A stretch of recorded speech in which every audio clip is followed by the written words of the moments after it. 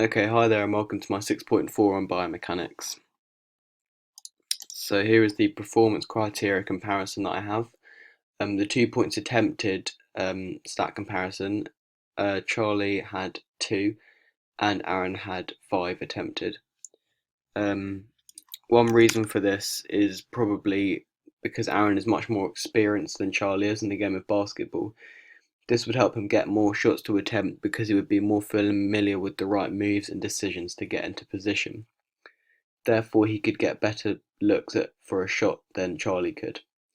I think that 2 pointers attempted was a good criteria to use because it really shows how, because Aaron is more experienced, he can get better looks for a shot than Charlie can. The steals comparison, Aaron had 2 steals and Charlie had 1. The reason perhaps for Aaron getting more steals could be that he has much more basketball experience again. Um, Therefore, he will know how to play better defense and how to get into a better position to make more steals, and maybe also he'll know what was a foul, like a reach-in foul, and what wasn't, so he'd know the right time to reach for a steal. He would also know. Um, I feel that comparing the steals between Aaron and I is a good criteria to use because with Aaron's experience, he was more likely to know when to attempt a steal. So the defensive rebounds, I got 1 and Aaron got 0. This may be because Aaron is smaller than I am, or that he did not get as many chances to get the rebound as Charlie did. Aaron is 173 centimeters and Charlie is 180 centimeters. Therefore, theoretically, it is correct that I had more defensive rebounds than he did simply because I was taller and was able to grab the ball higher than he was. The reason I chose the defensive rebound to compare is because it is a good example of how, because I'm taller, I'm expected to get more rebounds, and that is what happened in the game. So the layups attempted and the layups made comparison. Charlie had 2 layups attempted and only 1 made. Aaron attempted 3 layups and made all 3 of them. The first evaluation I can make on this is on that layups that Aaron's layups. Is that he got more than me in the first half. He had 3 and I had 2. The reason for this is that he was more energetic in this half because it was the first one of the 2 we played. Therefore, he was more eager to score than I perhaps was. He also made more layups than me, which can also mean that down to his experience, his game knowledge and vision is better, so he can therefore know where to go and run in order to get a layup. So his again his game vision is better than mine is, than Charlie's is. So here is Charlie's movement schematic. As you can see from Charlie's movement schematic, he was mostly on the right side of the court, mostly on this right lower side. This could perhaps be something to improve on in that if he was on the left side more, there might be some more open looks for a shot because perhaps there were not as many people on the left side as there were on the right. So this could be something to improve in that he can get more space and more variety of his shots all around the court. So here is some numerical data analysis. The jump height comparison of an experienced and non-experienced. The non-experienced is Charlie and the experienced is Aaron. You can see there the non-experienced actually jumped higher on the 45-degree jump, the 90-degree jump and the counter movement jump. And then also with the impulse comparison, Charlie had more impulse on each jump as well. So now moving on to the mean power comparison between me and Aaron. For the mean power, me and Aaron were both above average. Mine was minus 710 and Aaron's was minus 688 when the average power was 656. So this means that we both did produce more power than the average, which means that is why we were able to possibly jump higher than the average as well. And then the mean power for another jump, again, both of us were higher than the average. Mine was 2,165 and Aaron's was 1,752. Even though we were both above average, my mean power was 413 watts more than Aaron's. which correlates to how I was able to jump high. And what that means is that because my power was larger than his, still we were both still above average, but mine was 413 watts more. That is how I was able to jump higher because, as I said, the correlation means the larger the power, the higher the jump. The mass could also play a factor in the jump heights. Aaron's was 64.3 and Charlie's was 63.2. The reason Charlie may have been able to jump higher is because there was a smaller mass to lift into the air. So his legs did not have to produce as much force to lift him into the air as Aaron's did because he has that extra kilogram, 1.1 kilograms on me. So some correlations now.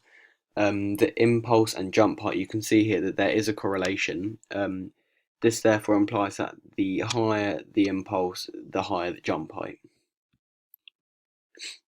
And again, the height and offensive rebound correlation. As you can see from the graph, there is not a correlation here. The R value of this correlation is 0.54. This therefore means that there is a correlation, but it is not extremely strong. And then moving on to the stretch reflex. This can also be known as the myotatic reflex. This is when a muscle spindle is stretched, for example, in the knee, and an impulse is sent up the leg to the spinal cord, and then the response to this impulse is to contract the muscle, is then received in the leg.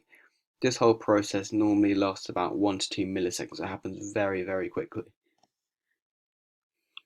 The stretch shorten cycle.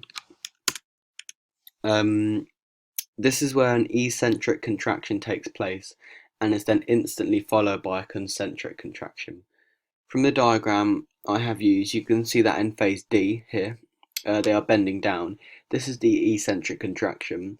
What this does is it creates what's known as an elastic band effect. So when the concentric contraction takes place in phase F, straight afterwards, the eccentric contraction quickly goes away, which causes the elastic band effect to ping back. So when the concentric contraction happens, there is a big boost available.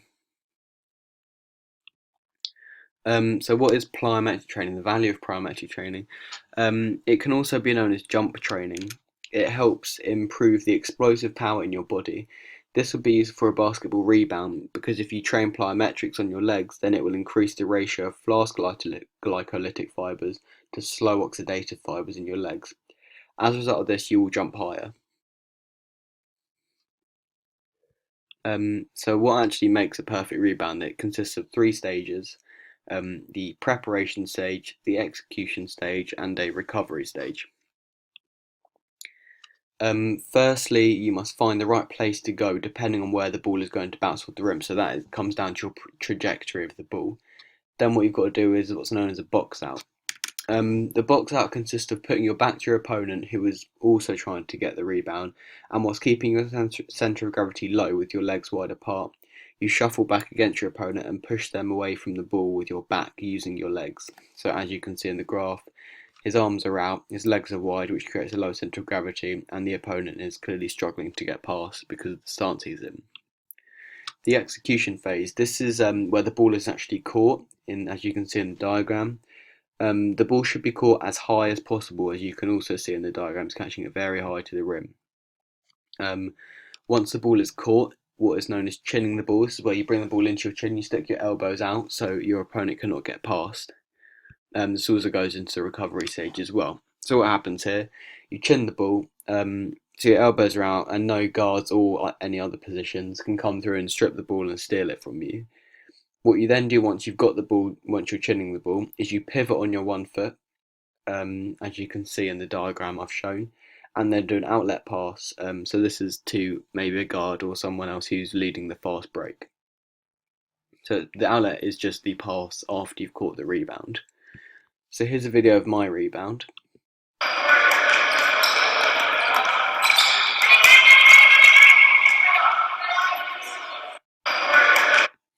Okay, and so these are the stages.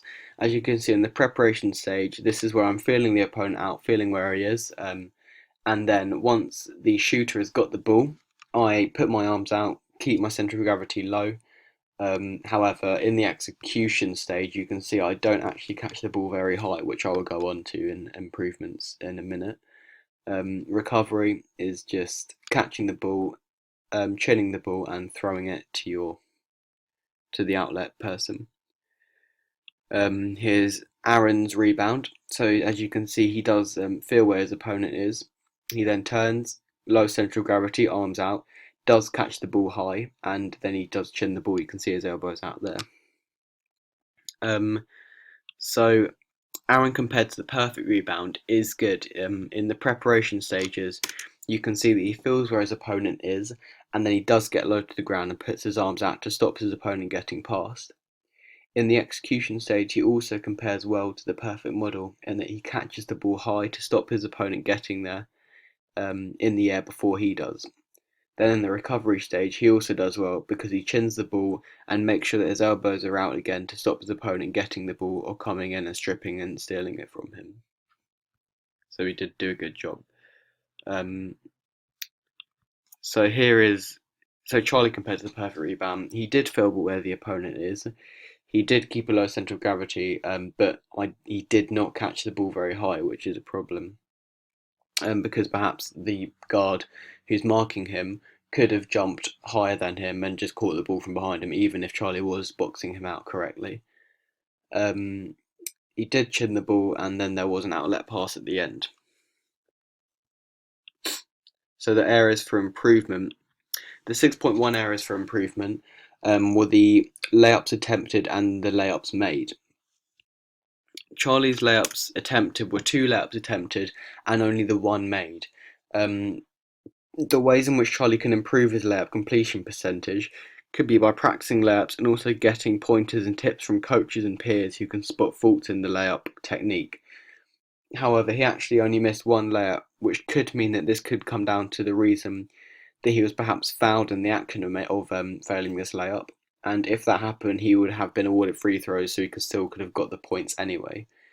The drill that Charlie could do to improve his layup completion when he's being contested or being fouled to get the and one could be that he runs at the rim with a defender on him, applying pressure. So when he takes the layup, there is pressure applied, and it's not just an open layup. So that'll help Charlie get used to taking a layup when he's got someone guarding him heavily. The 6.2 areas for improvement could be to catch the ball at a higher point, because this was what I highlighted that Charlie did wrong in his rebound. This can be done in different ways. So from the training points from my checklist, the one that Charlie needs to improve on is the position of the ball when catching it. You can see from the stage of the rebound that the ball was caught a lot lower than Charlie could have actually caught it. In a game situation, this could lead to a more skilled marker being able to catch the ball at a higher point than in the rebound I've shown, in the video I showed. The ways in which Charlie can improve catching the ball at a higher point could be that he could learn to analyse the trajectory of the ball a lot better, so he is able to tell where the ball is going to rebound off the rim. This therefore would give him a better chance of being able to have a chance at catching the ball at a higher point. And this works by, if he analyses the trajectory of the ball correctly, he can then go to the spot where the ball is going to land before the ball's actually come off the rim, and then he can jump up high and catch the ball, as opposed to not knowing where the ball's going to land and having to rush over to the wrong spot. He could also do some leg plyometric training, which will help increase his vertical jump. And how the way you increase your vertical jump is getting those fast glycolytic fibers ratio higher than the slow oxidative, which means you'll be able to jump higher and there, as a result, catch the ball higher. The final 6.3 areas for improvement. The ways in which Charlie could improve the numerical model is by doing plyometric training. The reason that plyometric training would be useful is it would help increase the muscular endurance and muscular power in his leg muscles. So that's quadriceps and hamstrings. The reason this would be useful is because the stretch shorten cycle does not work in a box out position, because the eccentric contraction takes place for too long before the concentric contraction does. So in order to jump higher from the box out position, Charlie needs to be able to have more power in his legs to help him jump higher without having that stretch shorten cycle.